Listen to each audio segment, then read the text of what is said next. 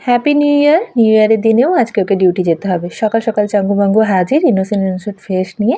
যাই হোক, তো আজকে রোদ ঝলমলে সকাল সকাল রান্নাটা অতটা চাপ নিইনি, তবে ব্রেকফাস্টে বানিয়েছিলাম চাউমিন। একজন সিঁড়িতে বসেই খাওয়া শুরু করে দিয়েছে, রোদটা আসছে তাই। তো দুপুরে রান্নার জন্য ট্যাংরা মাছ দিয়ে বেগুন দিয়ে একটা ঝাল করব আর লাউ বড়ির তরকারি।